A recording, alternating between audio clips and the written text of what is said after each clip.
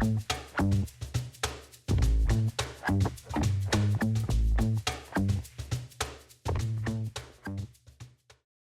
and welcome to the Integrators Void podcast. I'm your host, Stuart Burgess, and with me, as always, is my co-host, Mr. Simon Gregory. Simon, how are you? I'm very well, Stuart. How are you? Thanks for having us.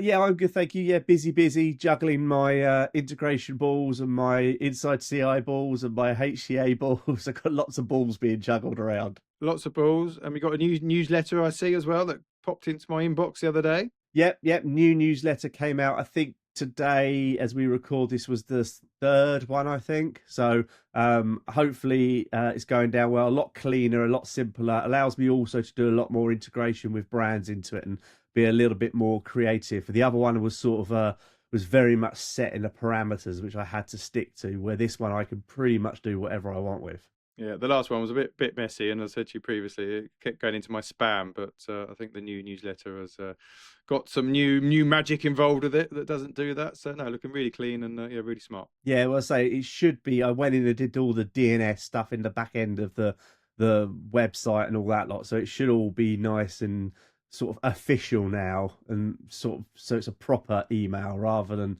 just coming from an email service. So what have you been up to? You've been away on your hollybobs, haven't you? Yeah, been away on holiday. So if you're watching this on a podcast, I do look a bit tired because it's been a busy couple of weeks. So just went out to been to Suffolk glamping, which is actually very nice, in a big old sort of army tent, so double beds and a big old Arga. So at night time, believe it or not, it did get a little bit chilly, but during the day it was a bit toasty.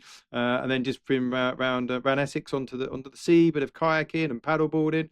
We were out yesterday for about 2.5 hours, so hence I look a bit tired on this podcast. But if you're listening, ignore that. So pretty much ready to go. Got a bit of a tan as well, and we had some rain as well, which is a very unusual thing for us at the moment, isn't it? Well, yeah, exactly. As we're recording this now, it's almost like I can hear some drops of rain outside the window, and it's a bit weird when everything around you is brown and dead. I said yesterday to some friends, I was like, the scene in the Shawshank Redemption when it's pouring with rain, I was going to stand there like when it's pouring and just like my hands open wide, like looking up at the sky going, oh, come on.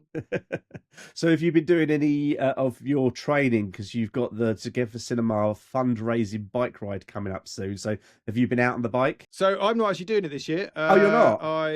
No, I'm not doing it. I just wanted to promote Together Cinema and the London Brighton bike ride, and all the guys and girls obviously are busy training at the moment. So obviously hopefully, Stuart, you can put a QR code on there for that. But it's gofundme.com Together for Cinema, and they're going to be doing that obviously later on. They've raised about 2,600, which is not quite enough, so we're trying to raise about £15,000, but I think they've got about 55 riders this year, so more than that, I think. Quite a few. Is it more than that? I want to say 62, but that's only too many. But no, I'm pretty sure it's in the 60s. I think. Yeah. Well, hopefully that's the case. So easily hit that 15k target. But so please donate. I know when I've done fundraising before, like when I did the Bournemouth Marathon and London Marathon and that, quite a lot of people don't really shell out until the day before or once they see you've actually done it. So hopefully, I have had a few people. We've got Andy at Moss Tech who's doing the Cardiff half marathon, I think it is. Apologies if it's the marathon. I think it's the half marathon. He's fundraising at the moment, and you can see, obviously life's a little bit hard at the moment, so people are not wanting to dip into their pockets. So if you are, especially if you're listening to this podcast and you're in the industry, please drop a £5 or a tenner, a cup of coffee to Ian, the guys. It's a great charity, and it's a great day. So I mean, I'm going to be there. I'll be there at the finish line. I've been roped into. Mr. Morris has roped me into doing some interviews. So so you're going to be on the all trade stand drinking water while everybody else drinks beer. No, well, so what I think I'm going to do is I was looking on a Vistaprint or somewhere like that the other day, and I'm thinking about getting, one of the backgrounds like you get on football matches with all the sponsors. Oh yeah. We're not going to use all the sponsors because at the end of the day, we want to use it for. Well, we also want to use it for multiple things. I don't want to just waste money, or not waste the environment and buy something that we use once. So I'm going to get a banner made up with Together for Cinema on it, inside CI, givingback.tech, HCA, so we can mix those 4 logos up. And then anybody who's doing the ride, just be careful, because when you walk through that door waiting to get that pint of beer, you're going to get some muppet standing there with a mic in front of your face saying, how you feeling after 50 odd miles? So when I did last year, obviously did lots of training, and you're talking about people sponsoring you, but yeah, they waited till I'd done all the training, and I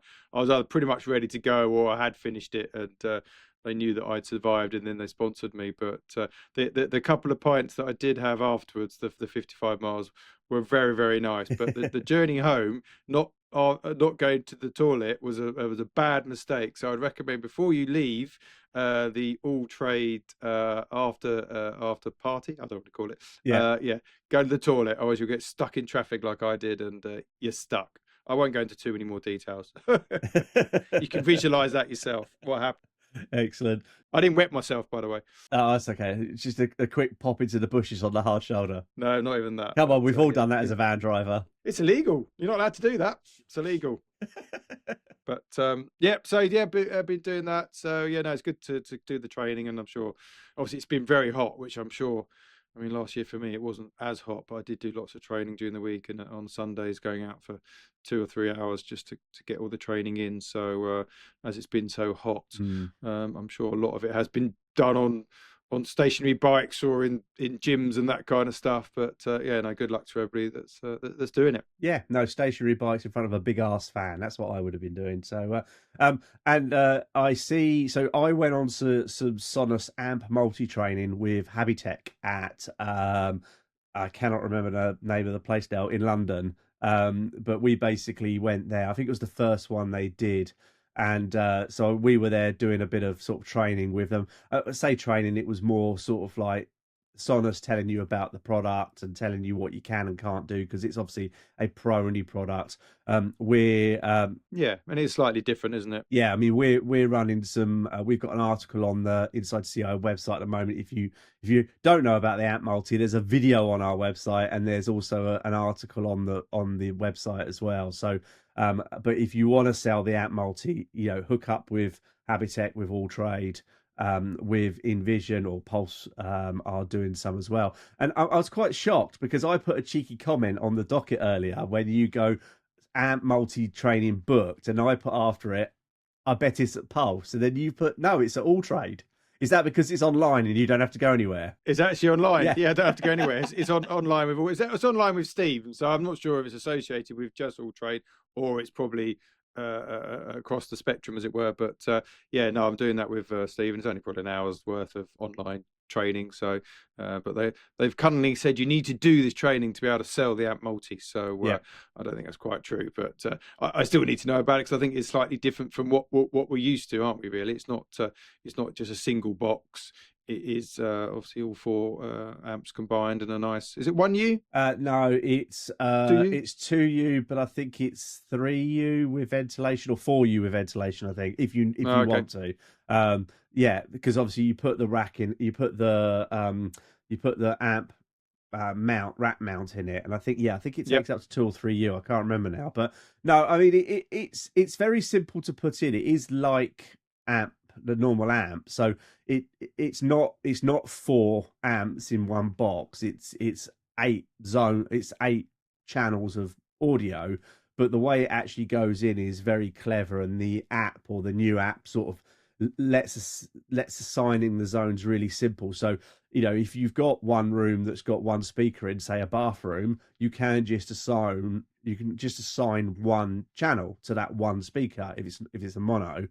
But then if you've got one room that's got, a left and right, you could do that normally. But then if you've got another room that's maybe got the 4 channels in it, you can combine those as well. So it was some really interesting stuff. And then talking about how they work in zones now, and how any speaker in that zone will adhere to the rules of that zone, was really, really interesting. So it's just getting your head around that it is a zone rather than anything else. It's so we've got a client that's got a bungalow, so again got the kitchen, got the ensuite bathroom, which is a mono speaker, bedrooms. So yeah, instead of all the 4 amps or 5 amps, I think he's got. I think we're going to try and reduce those and get a nice slim amp multi. Yeah, I mean, I was gonna get one, but I had to do the install last week, so we've gone with 4 amps, normal amps. So that was not annoying because it was later than anyway. So would have liked to get a multi in there, but I don't think they're landing until the 25th of August. I know we're doing a video. We're going to do an unboxing of it at the studio that I'm still building, and we're gonna we're gonna do an unboxing Still. there. Yeah. I've been there today. It's coming on. It's coming on. I promise you. I really look forward to seeing it, Stuart, with at least a Christmas tree up. Oh, that's your deadline. You want to see it with a Christmas tree. Well, I'll get a Christmas tree. I'll do it in VR or AI or something like that. No, that's cheating. So the other thing I've got to have a play with is Ryan at the Rhythm. So I've got these little puppies. So if you've not seen these before, so these are the Rhythm light switches. So they have. I've got the controller. So they've sent me some. Switches or some on-wall touchscreens to have a play with. So actually bought some off All Trade as well to put downstairs in the house to have a play with.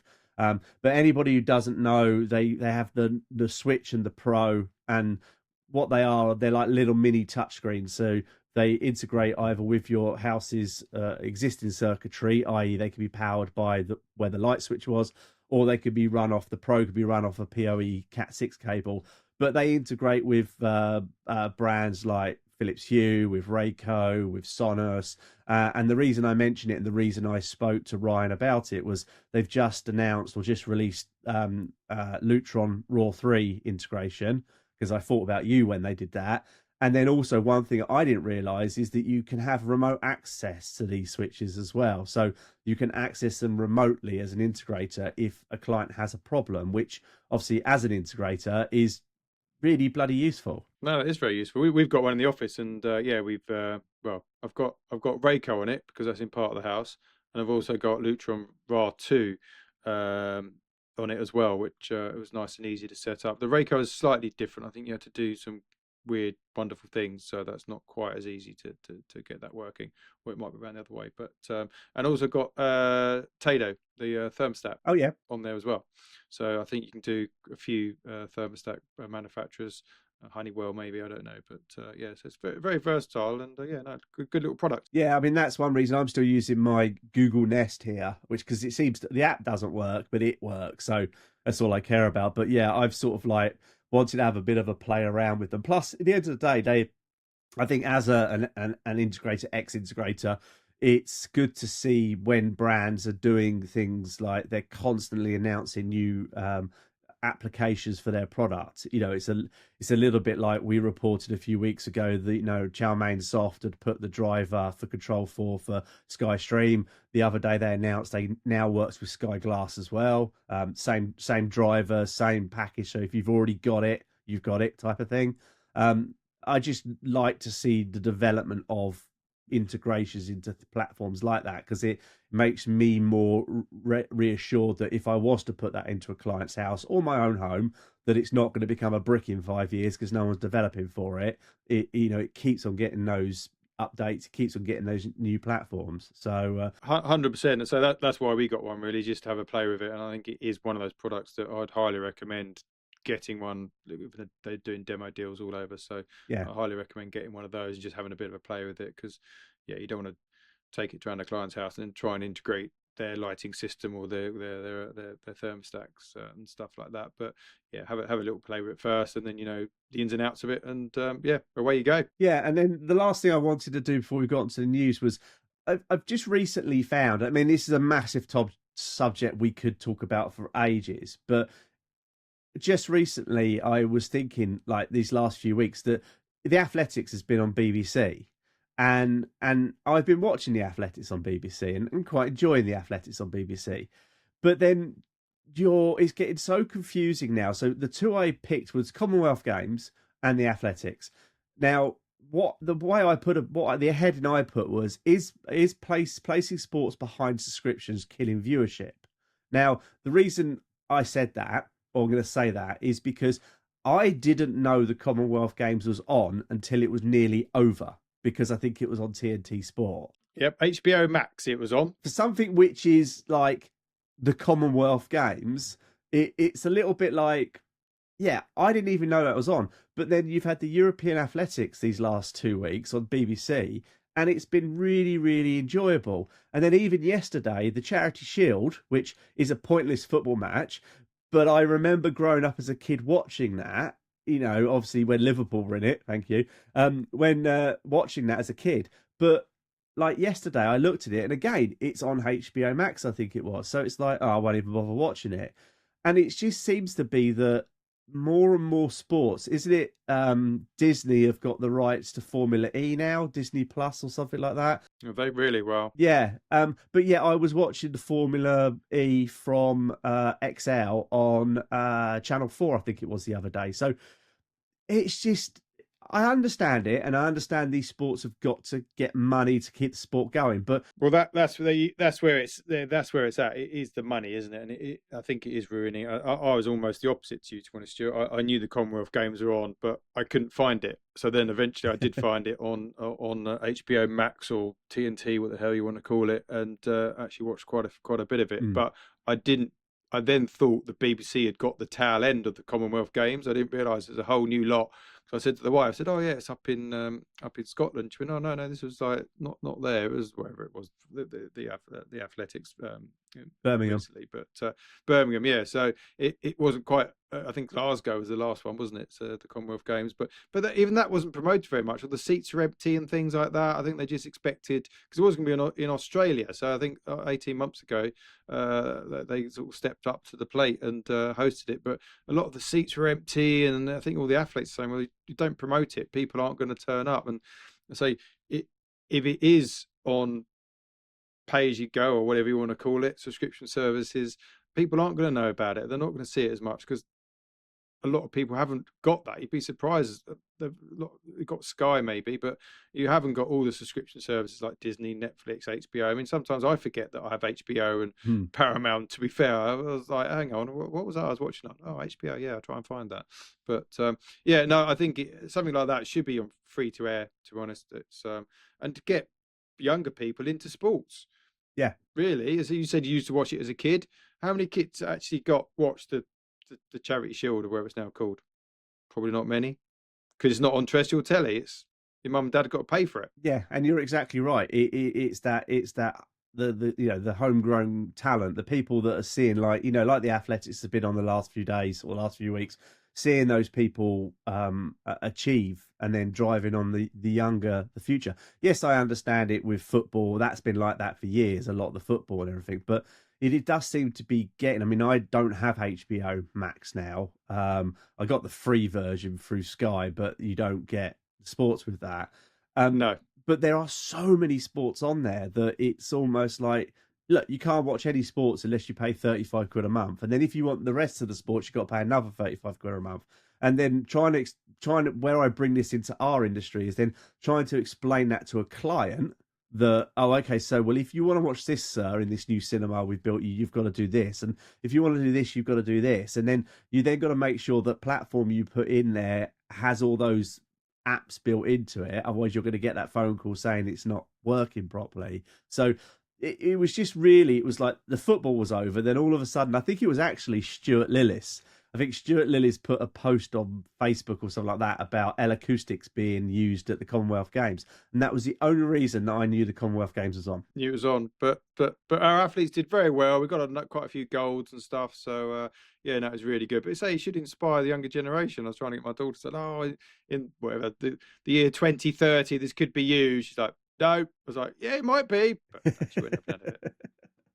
Excellent. Well, look, that's the roundup of what we've been up to and what we've been doing. I'm still sitting on the fence slightly with EFA. I keep on looking at it. It is. I think I would be there the 3rd of September to the 5th of September. So I'd be there for the 2 press days, and then the Friday would be the first day the show's open, and then I'd have to come back on the Saturday because my daughter's doing a play Saturday evening, which she's done a lot of the choreography for, as in like doing it for everybody. So of course I can't miss that. So No. My biggest problem at the moment is like Barcelona's no problem, but I've never been to IFA before. I reached out to a YouTuber called Pete Matheson the other day, who's a YouTuber I watch, nice guy, and he was sort of talking me through a few bits and pieces. But even before we did this podcast, I'm sitting on the laptop going, okay, so this place looks good. Oh no, that's not a hotel. That's just an apartment. There's no room service. There's no restaurant. Okay, but it's walkable to the venue, right? What about if we go further out? Let's go further out, but that means I've got to get a cat taxi. Of course, we know what it's like getting taxis in Barcelona. So Oh yes. I've got the flights booked on EasyJet as sort of not booked, but they're sitting there, they're fine. And then I've got a few hotels I'm looking at, but I'm yet to push the button on it. I would recommend it. So when I did it a number of years ago, it was a really good show, and obviously it's vast as I mentioned before. But and you got lots of. And what we did was I kind of combined it with a trip to Berlin. To be fair, Yeah. So I did that. I then got the train down. Had a really good time. I think we got a taxi in. We stayed in some boutique hotel via Sony. So Yeah. that's my doorbell. And yeah, I had a really good time. With that, so I'd highly recommend it. I'll have a look. I mean, obviously, in this day and age, you can get Ubers everywhere. I even just checked and went, "Can you get Uber Eats in Berlin?" And it's like, "Yeah, you can get Uber Eats in Berlin." So I think it's just because I haven't got my exhibition buddy with me on this one. No, sorry, mate. I would come next year, maybe next year. But no, it is really good. So I would highly recommend it. And say if you can go to Berlin as well, it's always good. Right, so let's get on to the news. But before we get on to the news, please can I ask you to comment, review, or subscribe to this podcast or vodcast wherever you are watching or listening to. We have quite a bit of news today. We had to sort of pad it down a little bit, take some of it out because there was so much stuff in here. So the first news story is from me, and it's from our friends at Stealth Acoustics, who we did an interview back at ISC earlier this year on their stand. So they're going to be releasing some new stuff. So I'll read you the headline. So Stealth Acoustics unveils new AV solutions at CEDIA Expo. Stealth Acoustics is set for a major showcase at CEDIA Expo 2026 with its new LED displays, amplifiers, subwoofers, and design tools. Highlights include a 105-inch foldable LED TV, and a 114-inch retractable model, and a 136-inch fixed LED display, alongside new indoor LED screens and integrated soundbars. The company will also launch 6 new multi-channel amplifiers with DSP, room correction, and Dante connectivity, plus new discrete in-wall subwoofers.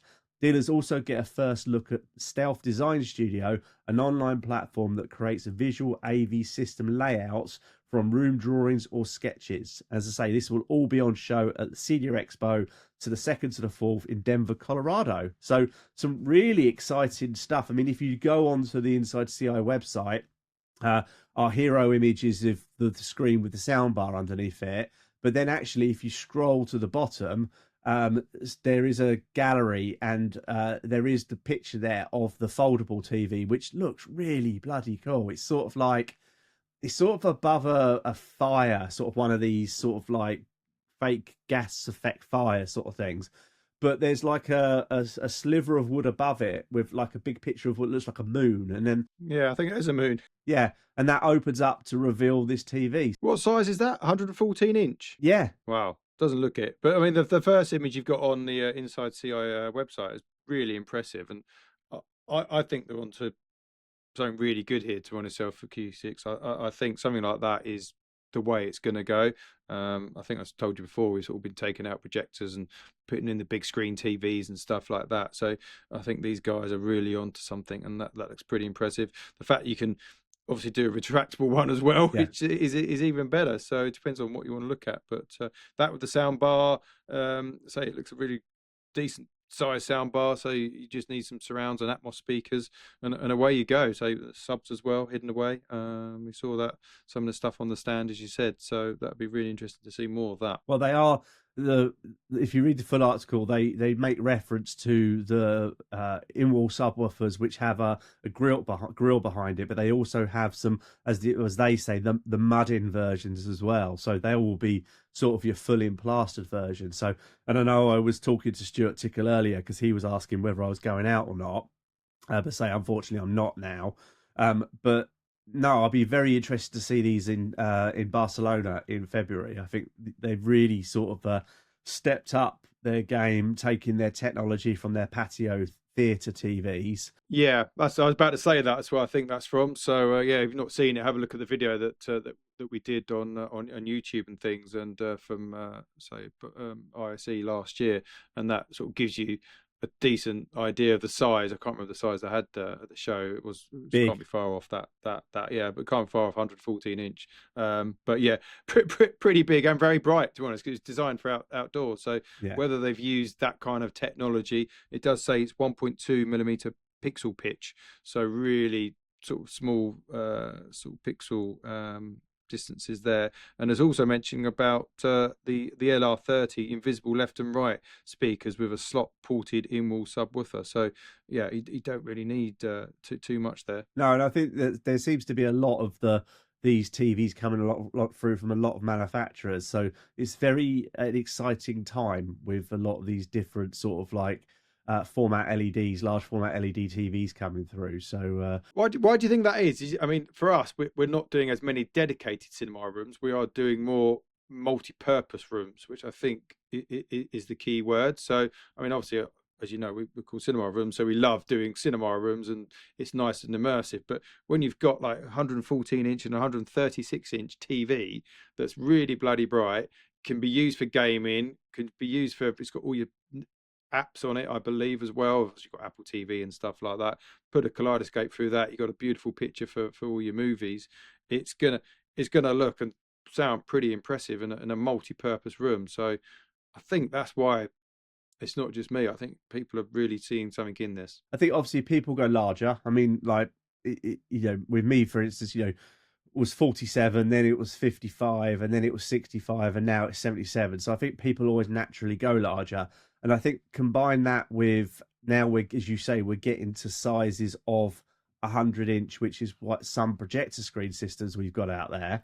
And also, I think overall, potentially, the manufacturing costs, obviously, more people, you've got, brands like AWOL, you've got brands like Stealth Acoustics, you've got brands like Procella. They're all sort of like involved in this sort of new emerging market of large format screens, alongside people like the Sony one that we saw at AWE. Obviously, Samsung have been doing it for years, plus many, many other brands. So I can only think that obviously the manufacturing costs of it has come down. So the actual raw hardware, which is now making brands potentially like Stealth Acoustics sort of look and go, do you know what? We can actually do something with this, combine this with our speakers and do a bit like Procella have done with Immerso and actually create a whole format. Yeah, no, I think they've hit the nail on the head there and got something really, really good going. So yeah, say that those guys have done it as well, the Immerso. So no, it'd be exciting to see. So hopefully that is either at Denver or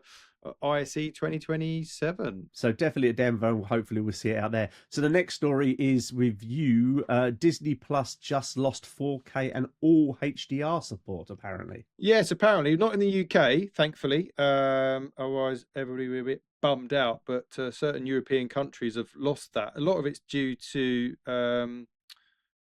not copyright. What do they want to call it? They kind of say it's. Let me just read it. A few months ago, Disney removed Dolby Vision in parts of Europe after patent, there we go, court ruled against the entertainment company, although it brought Dolby back for the following month.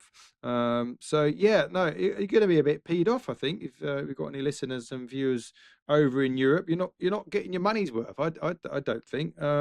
It's especially on a big screen, Dolby Vision, and it looks pretty impressive, and when it's not on there, then you're going to miss it. Yeah, I've got the Walt Disney Company Nordic. Follow our recent court ruling affecting the technology we use to deliver the 4K UHD and HDR. We have temporarily removed support for 4K UHD and HDR on Disney Plus. We are disappointed and share our customers' frustration. We are working hard to restore support as quick as possible. Now, the only thing I would say is I got a bit like tight-pursed last year, and I stopped the 4K, or sorry, the UHD Dolby Vision side of it.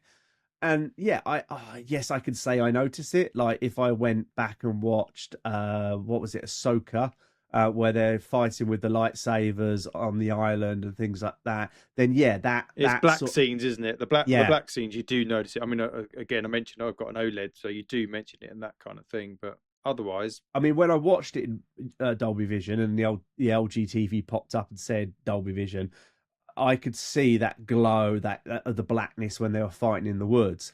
But when I went back and watched that scene after I cancelled the subscription, I'm like, it doesn't take the enjoyment out of the program. And I'm watching Daredevil at the moment. I'm halfway through Daredevil, which I'm absolutely loving. yeah, no, it's very good. That Yeah, and I'm not missing it. So I would say that if you are one of our European partners and you are in, was it Austria, Belgium, Germany, Denmark, Finland, France, Italy, Netherlands, Portugal, Romania, and Sweden, we're sorry you don't have it, but where we do have it in the UK, I ain't paying for it anyway, and I'm not missing it. So, well, to honest you, I don't think you're on your own. But I say if you're paying for a subscription service and you are in those countries, and they stop it halfway through your monthly contract or whatever, then you're not getting what you pay for, are you? But we've got Sky, and Sky obviously, obviously watching TV has changed. We all know that. You haven't got your 4 channels now. You've got your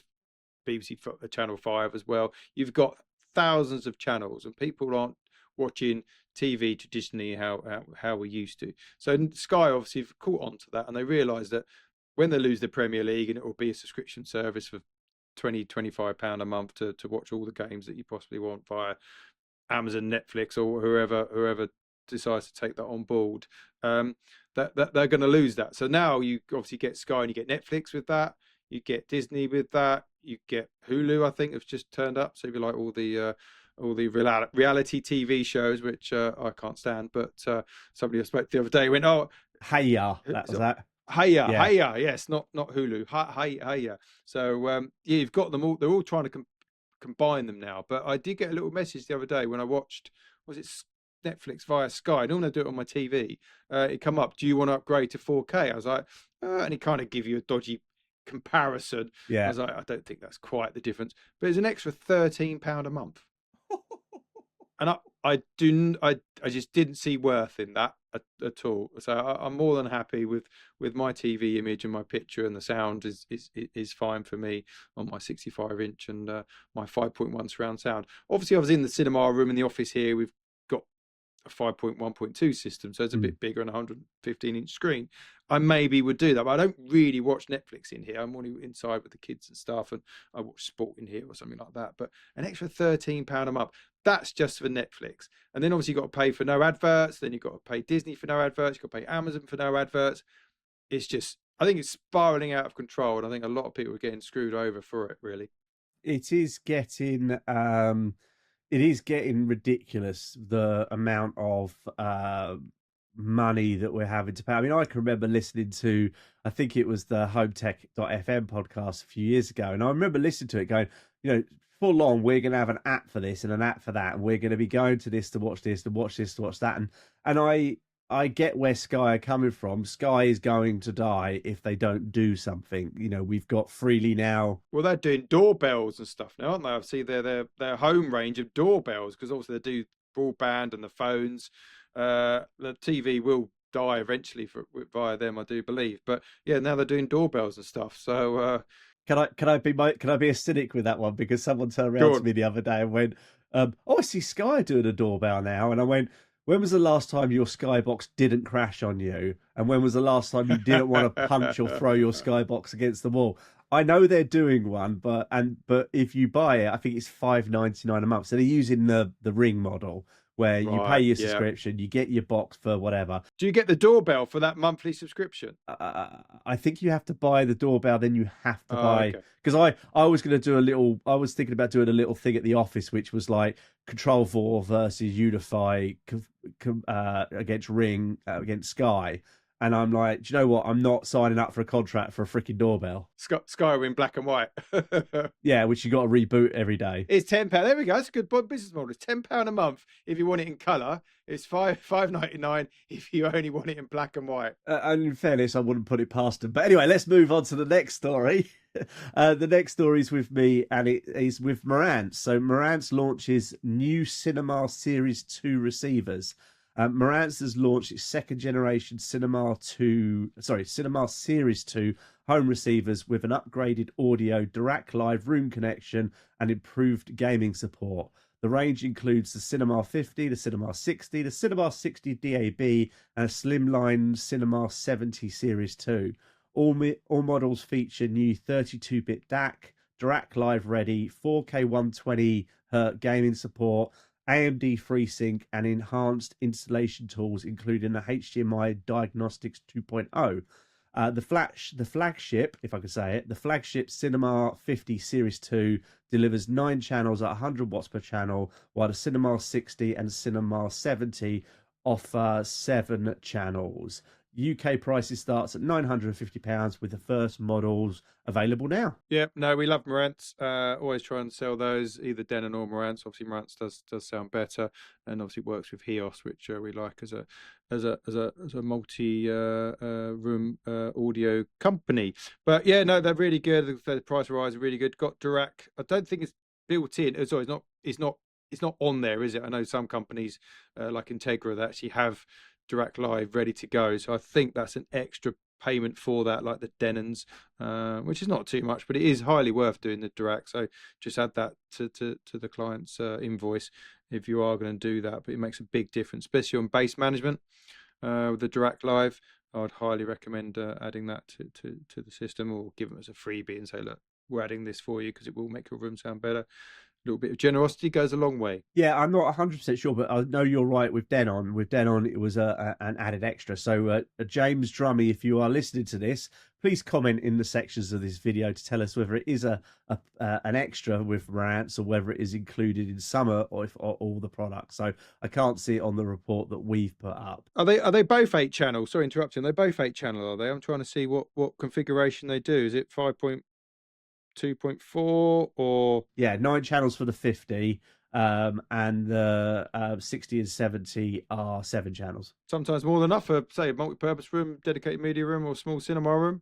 That's more than enough. But what I find with Marantz, they're really good musically as well. So we've actually done some HEOS Marantz stuff recently, and when we did go to the AWE Open Day a couple of years ago, they did a comparison, and I really thought it sounded better compared to the HEOS and the Marantz HEOS. Yeah. So yeah, worth that little upgrade. And I think it's a bit, I don't know, clean is probably not the right word nowadays, but not many people can go and find Marantz as easily as they would Denon, or I know it's a better product. So you've got better components in there, so they say. But it's not as easy to find the prices for those. Not you charge more money, but if you go for Denon, you'd see it. Yeah, a certain price where the client goes, oh, you said it was £1,000 and it's £999. Well, okay. And the Marantz is £1,200. Well, okay, I can't find that online, so you can charge me £1,200. But every little helps nowadays. Well, the thing also was at AWE Expo recently, they had the Marantz M1, which is their one zone multi-room audio player, and they had that set up with a set of Bowser Wilkins bookshelf speakers. Can't remember the model, but it sounded phenomenal. It's one of the few times, I mean, I like Bowser Wilkins, but it's not ever been a sound that I've listened to and gone, I really, really like that. But I really, really like this. These bookshelf speakers and the Marantz M1, multi-room amplifier.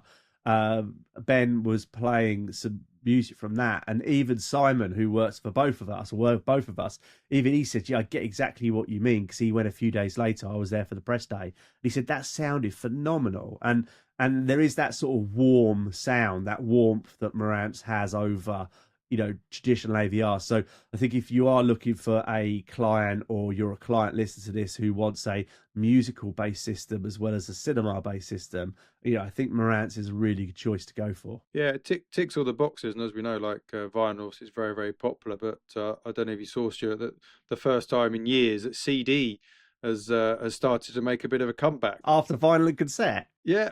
So it's making a bit of a comeback. So don't throw those CDs away just yet, or if you sold them to Magpie, go and get them back. So yeah, I think CDs are making a bit of a comeback, which is nice. I think people like the sound a bit more, because obviously when you're streaming it, again, you've got to pay a bit extra for high fidelity and things like that. Obviously got Tide, but again, that's a lot more money.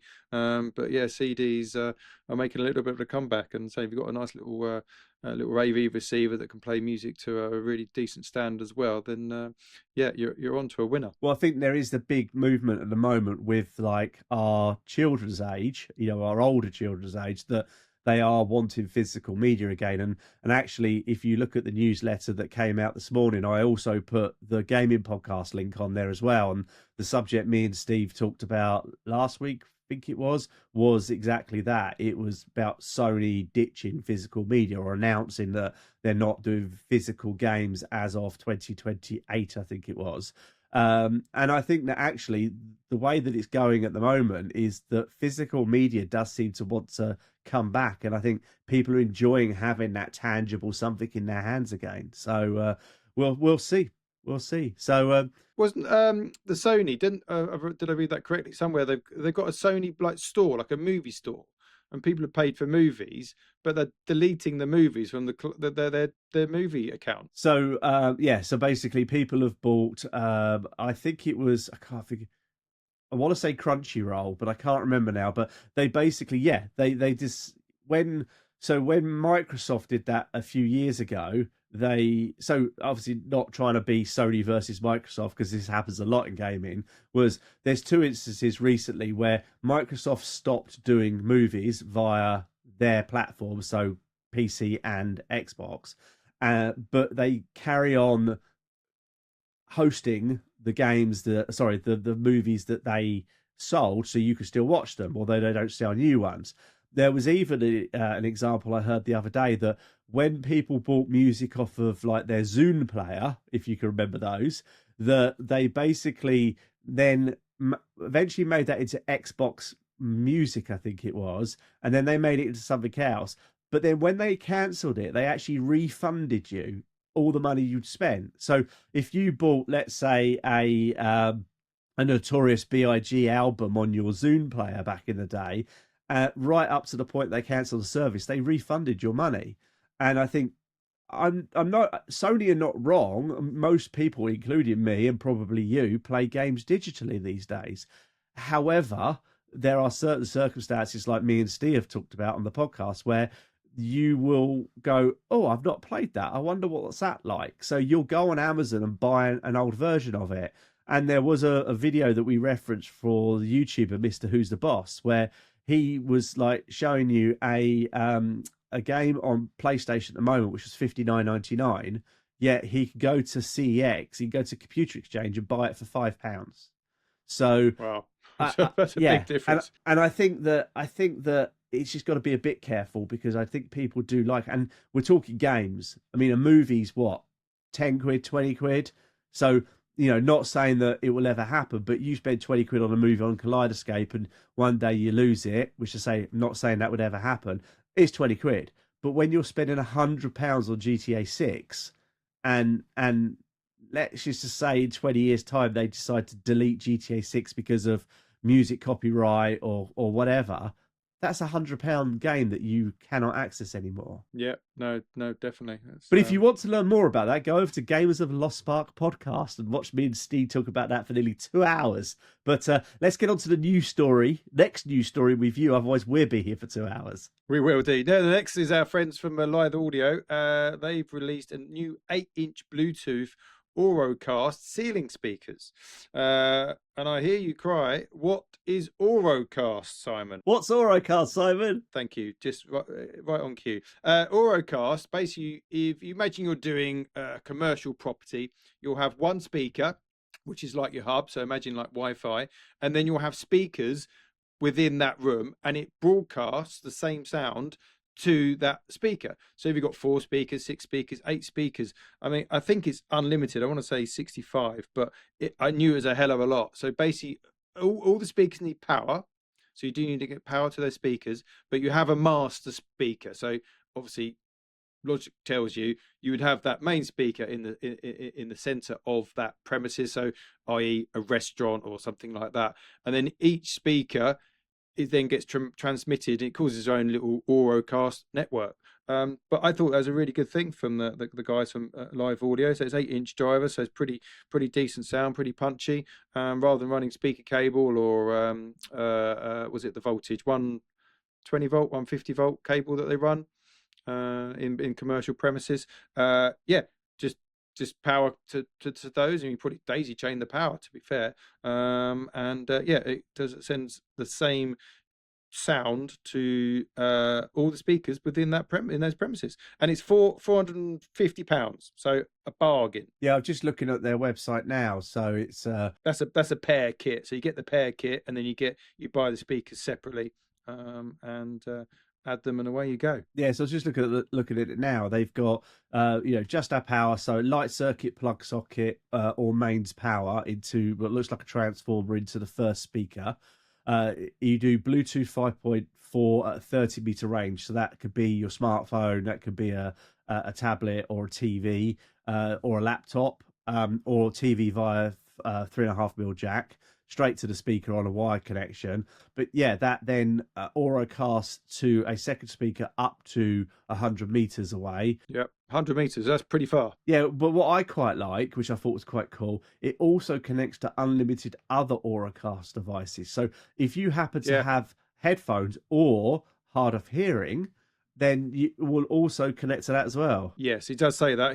Hearing aids and accessibility. So airports, gyms, bars, hospitality, education, and more.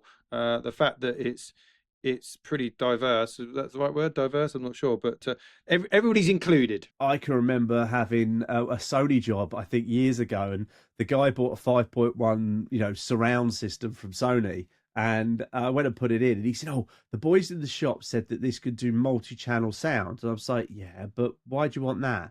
He said, that when we get older and we get deafer, he said, I just want to play it to multi-channel sound. So the rear right speaker is here, and the rear left speaker is over here with my wife, and we can still hear what's coming from it."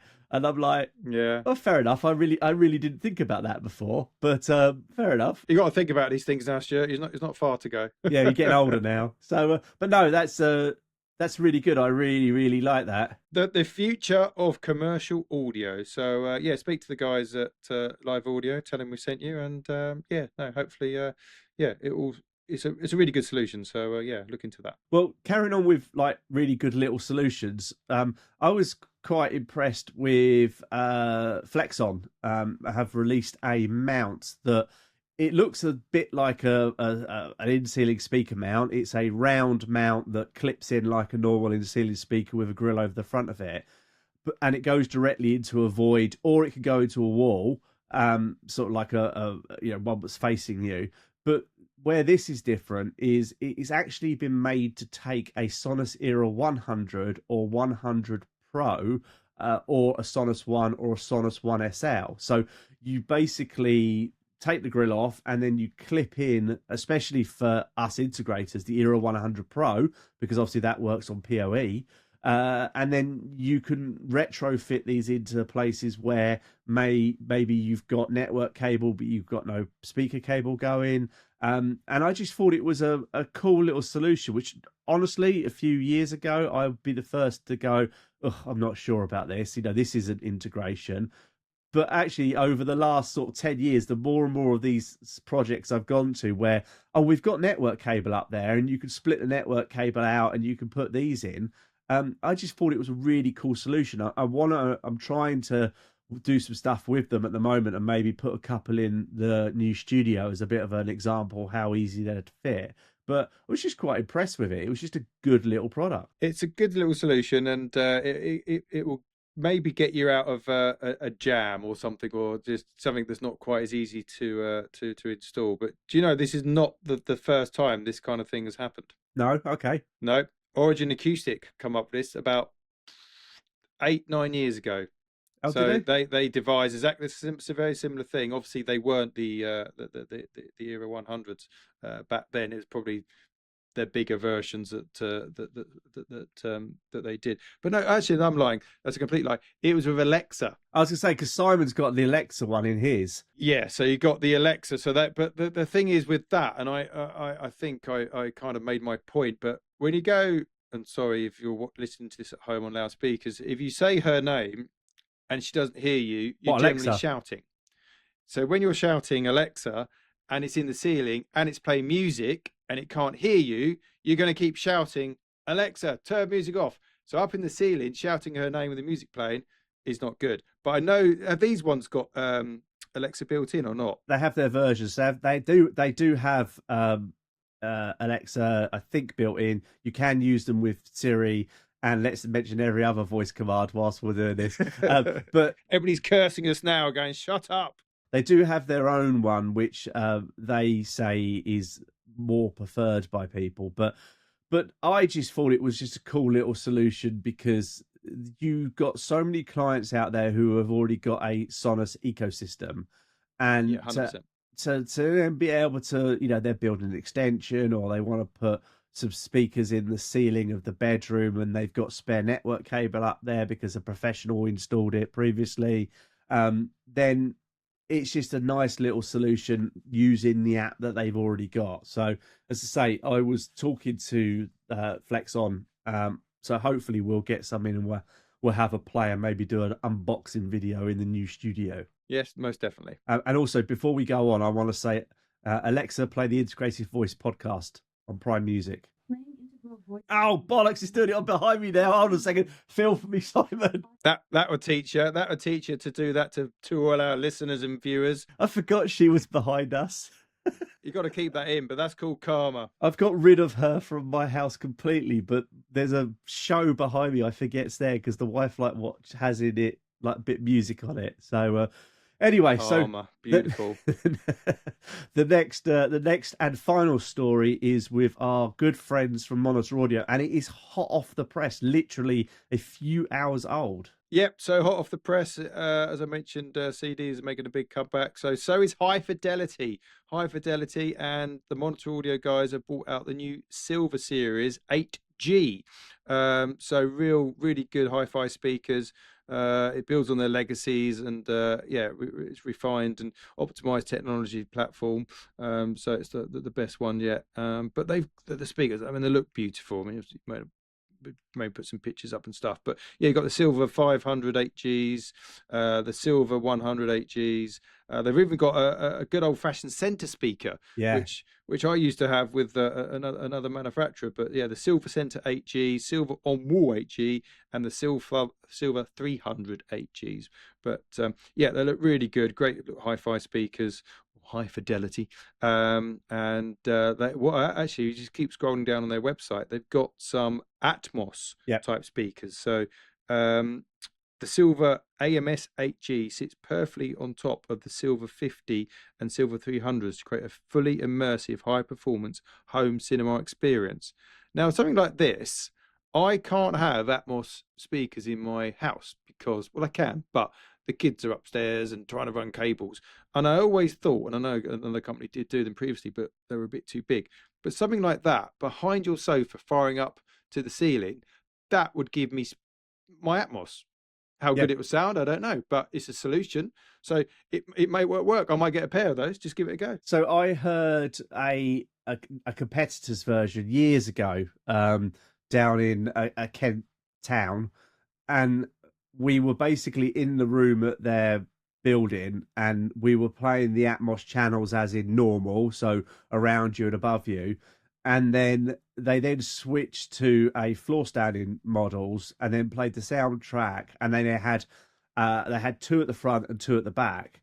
And honestly, if you hadn't have been told that these were up firing speakers, which are using the similar technology that soundbars use, where they bounce it off of walls and ceilings, they are really good. And as you say, if you can't do in-ceiling models, then and you've gone down the route of floor standards, they're great.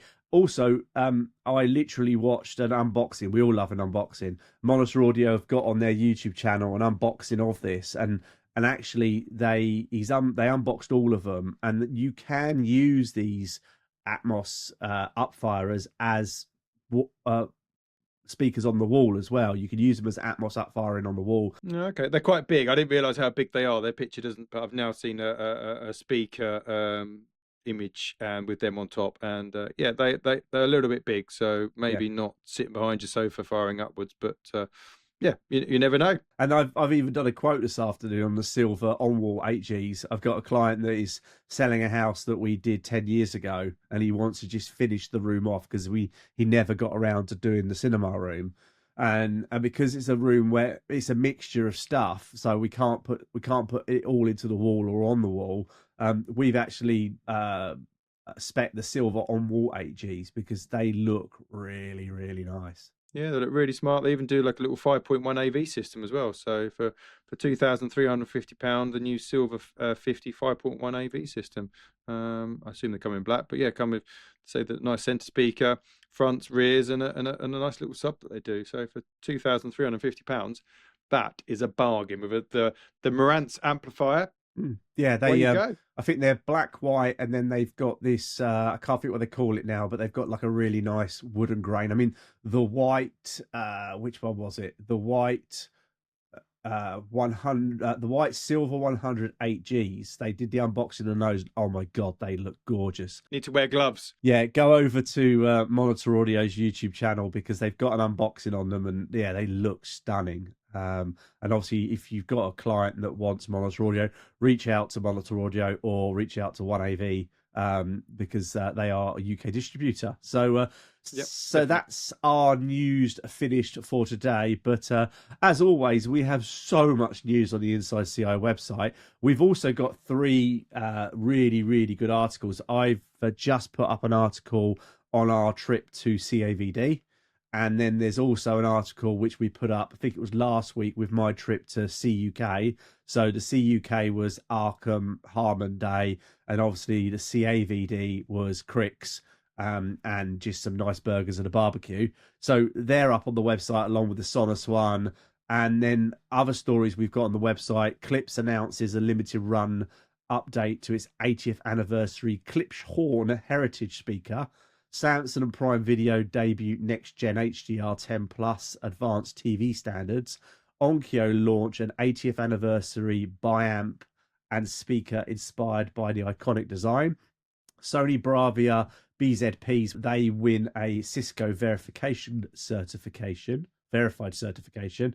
Luxury hospitality venue adopts Sonos for flexible multi-room audio, which is a really cool little case study.